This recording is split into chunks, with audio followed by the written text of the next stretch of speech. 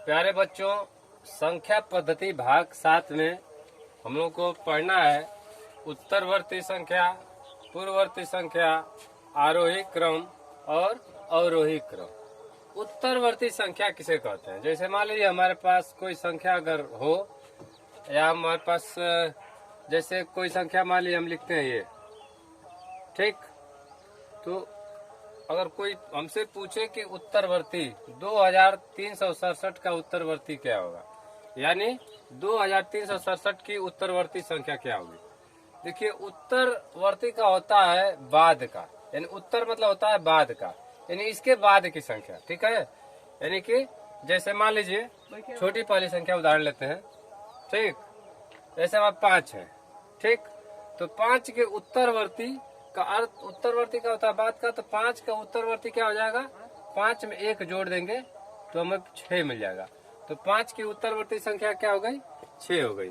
इस प्रकार अगर मान लीजिए 10 है, तो 10 की उत्तरवर्ती अगर हमसे कोई पूछता है तो इसमें +1 कर देंगे तो इसकी उत्तरवर्ती संख्या 11 हो जाएगी, ठीक है। यानी चाहे कोई भी संख्या हो, कैसी भी संख्या हो, उत्तरवर्ती अगर हम उसे पूछता है तो उत्तर यानी कि उसके बाद की, एक बाद की संख्या हम लोग लिख देते हैं, या उस प्रकार से नहीं आता है तो हम उस संख्या में 1 जोड़ देते हैं और जो हमको योगफल प्राप्त होता है वही उत्तरवर्ती संख्या होती है, ठीक है। जैसे हमसे कोई पूछता है कि 99 का उत्तरवर्ती क्या होगा, तो 99 में +1 कर देंगे तो ये 100 हो जाएगा। तो 99 का उत्तरवर्ती क्या हो जाएगा, 100 हो जाएगा, ठीक है। अब हम लोग देखिए पूर्ववर्ती। पूर्व जो होता है, पूर्व का अर्थ होता है पहले। पूर्व का क्या अर्थ होता है, पहले होता है, यानी कि पूर्ववर्ती यानी पहले की संख्या, ठीक है। एक अंक पहले, उत्तरवर्ती और पूर्ववर्ती पूछे तो एक अंक या तो बाद की संख्या बताते हैं या तो एक अंक पहले की संख्या बताते हैं। अगर उत्तरवर्ती पूछता है तो एक अंक बाद की संख्या बताते हैं, और पूर्ववर्ती पूछता है तो एक अंक पहले की संख्या बताते हैं। ये नहीं कि मान लीजिए 5 है, उससे पूछ दिया कि 5 का उत्तरवर्ती क्या है तो आप 2 बताने लगे, 2 नहीं होगा, ठीक है। पूर्ववर्ती 5 का पूर्ववर्ती पूछ रहा है तो 2 बताने लगे, 2 नहीं बताना है। 5 का पूर्ववर्ती पूछेगा तो 5 में से 1 घटा देंगे, हमको 4 प्राप्त होगा, तो 5 का पूर्ववर्ती क्या होगा, 4 होगा, ठीक है। अगर हमसे कोई पूछता है 7 है तो 7 का उत्तरवर्ती क्या होगा, तो हम 10, 20, 25 नहीं लिखेंगे, ठीक है। क्या करेंगे, 7 में सिर्फ 1 जोड़ेंगे और जो हमको संख्या प्राप्त होगी, जो 7 और 1 जोड़ने से हमको जो योगफल प्राप्त होगा वही जो है उत्तरवर्ती, 7 की उत्तरवर्ती संख्या होगी, अर्थात 7 की उत्तरवर्ती संख्या 8 हो गई, ठीक है। और पूर्ववर्ती का अर्थ होता है पहले की संख्या। जैसे मान लीजिए हमारे पास कोई संख्या है 12, हमसे पूछा जाता है कि 12 का पूर्ववर्ती क्या होगा, तो 12 में से क्या करेंगे, 1 घटा देंगे, तो हम जो 1 घटाने के बाद हमको जो वियोग फल यानी कि घटाना जो हमको प्राप्त हुआ वो 11 हुआ, और ये 11 जो है 12 का पूर्ववर्ती संख्या। कोई चाहे कितनी बड़ी संख्या, मान लीजिए हमारे पास है 760 है, तो इसकी पूर्ववर्ती पूछता है तो इसमें से 1 घटा देंगे तो हमको प्राप्त संख्या हो जाएगी 759। तो 759 जो है 760 की पूर्ववर्ती संख्या है, ठीक। अब पढ़ते हैं आरोही क्रम। आरोही क्रम और अवरोही क्रम। आरोही का अर्थ होता है, आरोही का जो है, आरोही का अर्थ होता है बढ़ते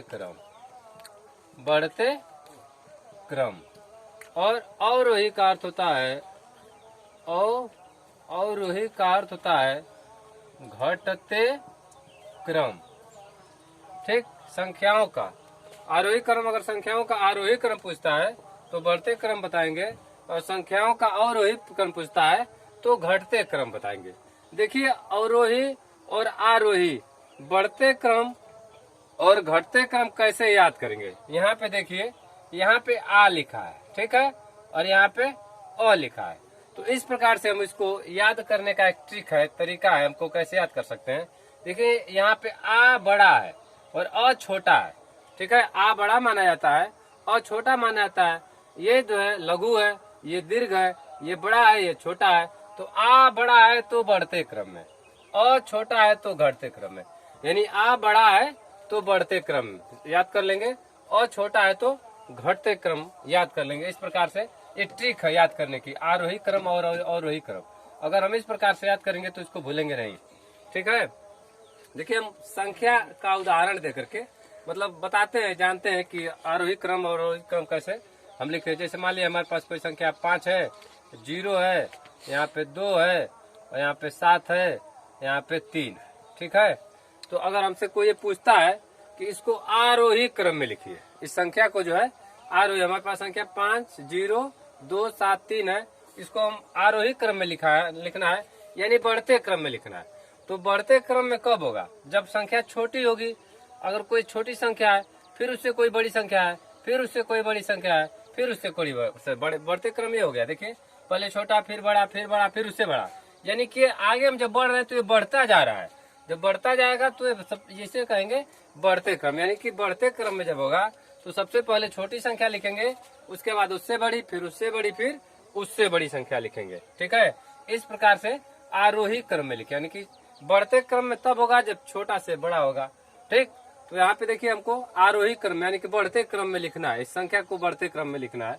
तो सबसे पहले इसमें हम क्या करेंगे, जब छोटा संख्या खोजेंगे तो यहाँ पे सबसे छोटी संख्या 0 है, फिर इसके बाद 2 है, फिर इसके बाद 3 है, फिर इसके बाद 5 है, और इसके बाद 7 है। देखिए 0, उससे बड़ी 2 है, और उससे बड़ी 3 है, और इससे बड़ा 5 है, और इससे बड़ा 7 है। जब भी हमको बढ़ते क्रम और घटते क्रम में पूछेगा तो हमको संख्या दी रहेगी, उन्हीं संख्याओं में से हमको बताइए, उससे पूछेगा कि इसमें इन संख्याओं को बढ़ते या घटते क्रम में लिखिए। तो ये बढ़ते क्रम में जब लिखेंगे तो सबसे पहले छोटी संख्या लिखेंगे, फिर उससे बड़ी, फिर उससे बड़ी, और फिर उससे बड़ी, और सबसे लास्ट में सबसे बड़ी संख्या लिखेंगे। ठीक है, ये हुआ बढ़ते क्रम। बढ़ते क्रम इसको कहते हैं असेंडिंग ऑर्डर। ठीक, अरे डिसेंडिंग ऑर्डर बढ़ते क्रम में हो जाता है, बढ़ते क्रम में असेंडिंग ऑर्डर, और घटते क्रम में यानी कि अवरोही क्रम में डिसेंडिंग ऑर्डर बोलते हैं। ठीक, अब देखिए आरोही क्रम हो गया, अब अवरोही क्रम,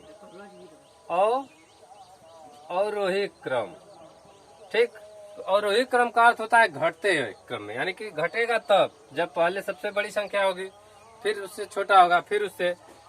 ठीक है, और जैसे मान लीजिए ये है सबसे बड़ी है, ये छोटा है, फिर उससे छोटा, फिर उससे छोटा, फिर उससे छोटा, फिर उससे छोटा। ये देखिए घटते यानी कि सबसे जो पहले बड़ा था वो घट रहा है। तो अगर सबसे जो पहले बड़ा होगा जब घटता जाएगा तो इस प्रकार के क्रम को क्या कहेंगे? अवरोही क्रम कहेंगे। ठीक है, संख्या से हम इसका उदाहरण समझते हैं। ठीक, जैसे मान लिया हमारे पास कोई संख्या है, 7 है, 8 है, 0 है, 5 है, फिर 9 है, फिर 3 है, फिर 2 है। ठीक, अगर हमसे इसको बोला जाए कि ये जो हमारे पास संख्या दी गई है, इस संख्या को अवरोही क्रम में लिखिए, तो अवरोही क्रम का अर्थ होता है घटते क्रम में। तो सबसे पहले क्या करेंगे, इसमें सबसे बड़ी संख्या खोजेंगे। सबसे बड़ी संख्या क्या हो, कौन सी है? 9 है, तो यहाँ 9 लिखेंगे। इसके बाद उससे छोटी कौन है? 8 है, फिर उससे छोटी कौन है? 5 है, फिर उससे छोटी 7 है, फिर इससे छोटी कौन है? 5 है, फिर इससे छोटी कौन है? 3 है, उससे छोटी 2 है, और सबसे छोटी 0 है। ठीक है, इस प्रकार से हमने क्या देखा कि हमारे पास जो संख्या दी गई थी उसमें हमने सबसे बड़ी संख्या को लिखा, फिर उससे छोटी संख्या को लिखा, फिर उससे छोटी संख्या को लिखा, उससे छोटी, और इस प्रकार से घटते क्रम में संख्याओं को लिख दिया। ठीक है, इसी प्रकार से घटते क्रम में लिखी गई संख्याओं को अवरोही क्रम कहा जाता है, डिसेंडिंग ऑर्डर कहा जाता है। ठीक है, इसके अलावा देखिए संख्या पद्धति में मतलब कुछ ऐसा क्वेश्चन पूछता है, सवाल पूछता है जो अक्सर परीक्षाओं में आता रहता है। ठीक है, संख्या पद्धति से, जैसे सबसे छोटी सम संख्या। ठीक है, जैसे मान लीजिए हम अगर सम संख्या उसे कहते हैं वे संख्याएं जो 2 से पूर्णतः विभाजित हो जाती हैं। ठीक, तो सबसे छोटी संख्या 2 होगी जो 2 से पूर्णतः विभाजित हो जाएगी। तो सबसे छोटी सम संख्या जो होती है 2 होती है, और सबसे छोटी अगर अभाज्य संख्या पूछता है, सबसे छोटी अभाज्य संख्या भी 2 ही होती है। ठीक है, यानी कि 2 ऐसी संख्या है जो सबसे छोटी सम संख्या है और सबसे छोटी अभाज्य संख्या है। ठीक, अगर सबसे छोटी प्राकृत संख्या पूछता है तो सबसे छोटी प्राकृत संख्या 1 है, और सबसे छोटी विषम संख्या भी 1 है। ठीक, जिस प्रकार से देखिए 2 जो 2 था वो सबसे छोटी सम संख्या भी था और सबसे छोटी अभाज्य संख्या भी था। ठीक उसी प्रकार से सबसे छोटी प्राकृत संख्या एक है। एक जो है सबसे छोटा प्राकृत संख्या है, सबसे छोटा प्राकृत संख्या है और सबसे छोटी विषम संख्या भी एक है। ठीक यानी कि यहाँ पे देखिए 2 है, सबसे छोटा सम संख्या पूछेगा तो 2 बताएंगे, सबसे छोटा भाज्य संख्या पूछेगा तो 2 बताएंगे, सबसे छोटा प्राकृत संख्या पूछेगा तो 1 बताएंगे, सबसे छोटी विषम संख्या पूछेगा तो 1 बताएंगे और सबसे छोटी पूर्ण संख्या जो होती है 0 होती है। 0 जो है सबसे छोटी जो है 0 जो है पूर्ण संख्या, सबसे छोटी पूर्ण संख्या। ठीक और सबसे छोटी भाज्य संख्या 4 अगर आपसे पूछता है कि सबसे छोटी भाज्य संख्या कौन है तो सबसे छोटी भाज्य संख्या जो है वो है 4 है। ठीक इस प्रकार से ये देखिए ये परीक्षा में अक्सर ये क्वेश्चन पूछता है, सबसे छोटी सम संख्या, सबसे छोटी विषम संख्या, सबसे छोटी पूर्ण संख्या, सबसे छोटी भाज्य संख्या। प्यारे बच्चों, आज हम लोगों ने प्राकृतिक संख्या के कुछ सवाल पढ़े।